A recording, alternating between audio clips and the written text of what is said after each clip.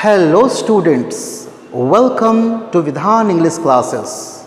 Today in this session, I am going to acquaint you all with a very important poem from class 10th CBSE from the book The First Flight, Fire and Ice.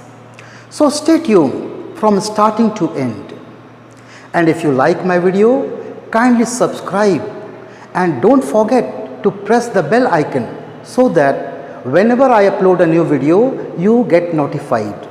Now, without wasting any time, let's get started.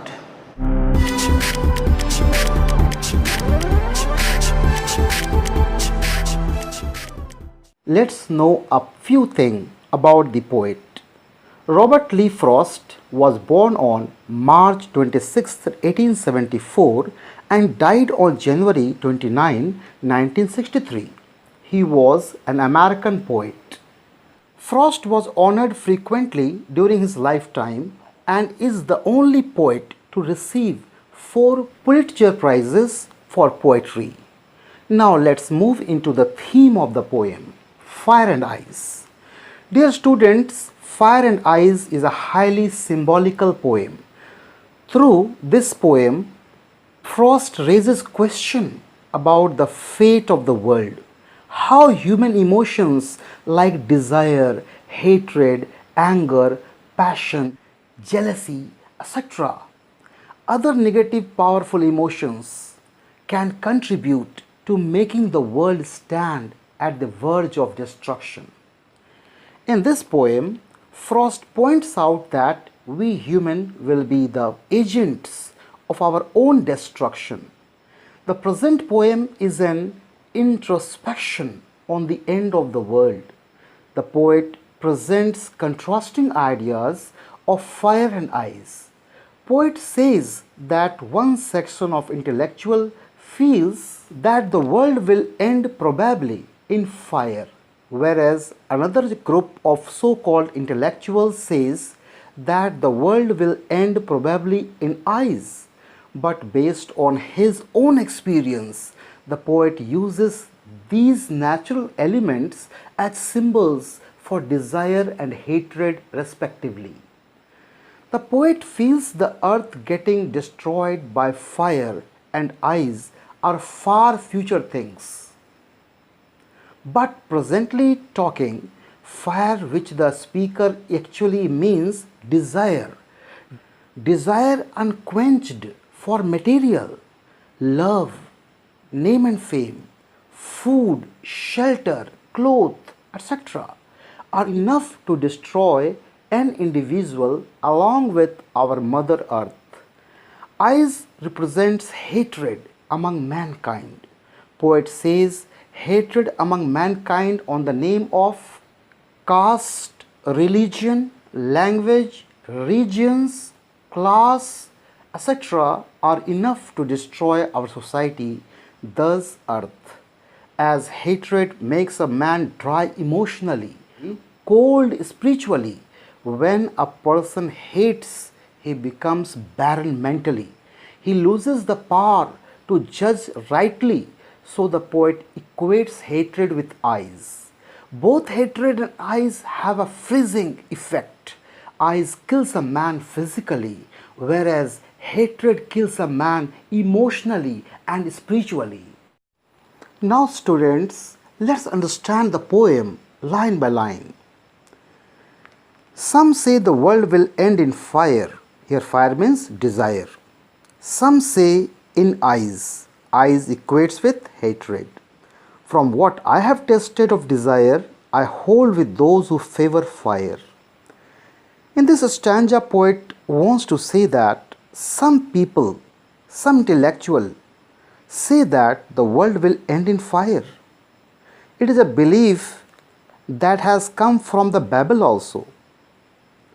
On the other hand, some people believe that the world will end in ice.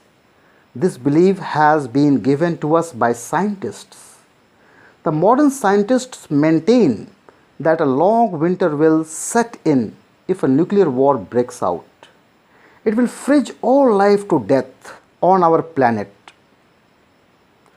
On the basis of his test of worldly desires, I hold with those who favor fire.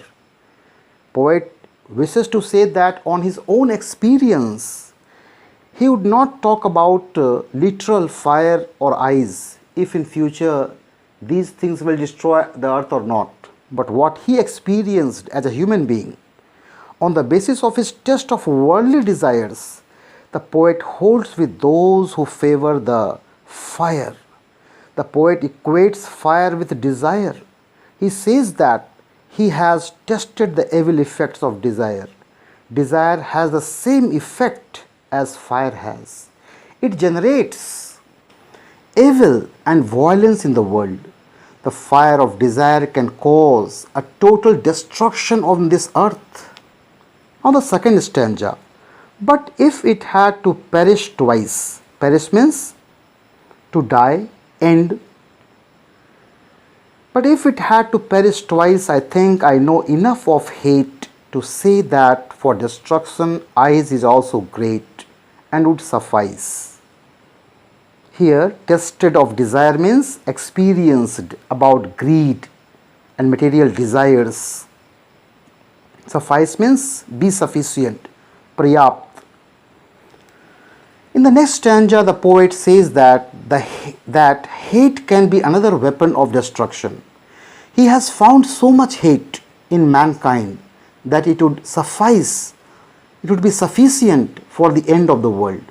The poet says that if the world were to perish twice, अगर इस दुनिया को दो बार विनाश होना हो, if the world were to perish twice, just imagine if the earth perished twice, if it chanced to get destroyed twice, hatred or ice could be as powerful weapons of destruction as fire or desire could be. Hatred makes a man dry emotionally. He becomes cold spiritually. He becomes barren mentally. He loses the power to judge rightly. So the poet equates hatred with ice. Both hatred and ice have a freezing effect. One kills a man physically and the other emotionally and spiritually. So frost, fire stands for greed, conflict, fury, cruelty, intolerance, lust and hatred. Ice stands for insensitivity, coldness, indifference and rigidity. So now, what is the rhyme scheme of the poem? How does it help in bringing out the contrasting ideas in the poem? The rhyme scheme of the poem is A, B, A, B, C, B, C, B. The rhyming words are fire, desire, eyes, twice, suffice, and hate, great. Thus the rhyme scheme brings out the contrast between the fire of desire and the eyes of hate, both of which are sufficient to bring about the end of the world. Now students, let's discuss literary devices which are used in this poem, Fire and Ice. The rhyming scheme is A, B, A, B, C, B, C, B. This is the rhyming scheme. Second is use of assonance. What is assonance? It is a repetition of vowel sounds in same line. The repetition is at different places in different words. For example, in the poem we see the line, the long sound of O in I hold with those who favor fire. Secondly, alliteration is also used in this poem. Alliteration is the repetition of a consonant sound at the start of two or more closely placed words. For example, in this line we see the sound of F in favor, fire, W in world, will. It is repeated here. So, use of alliteration is here in the poem. Use of imagery. Imagery is used to make readers perceive things involving their five senses. Example, some say the world will end in fire. You have to, when you speak these lines, image is created in your mind. and we say that imagery has been used here. To say that for destruction eyes is also great, here also imagery has been used by the poet. Now the next is anaphora. What is anaphora? Anaphora, the repetition of word or expression at the start of two or more consecutive lines. Example, some say is repeated at the start of line first and second. So here anaphora has been used. Personification is to give human qualities to inanimate objects. In this poem, fire and ice are capable of destruction. Thus the poet personifies fire and ice by giving them mind and power to destroy anything. One more poetic device is here, enjambment. What is enjambment? It is defined as the thought or clause that does not come to an end at the line break. Rather, it moves over to the next line.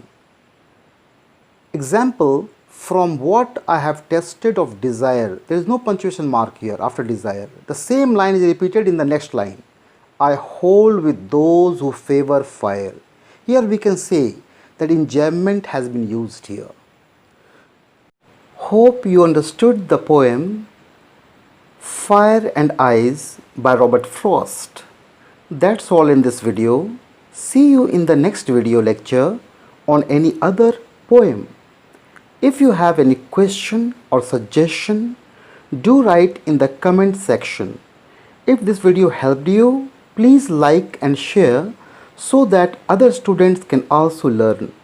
For more such an educational video, do subscribe my channel Bidhan English Classes. Thank you for watching.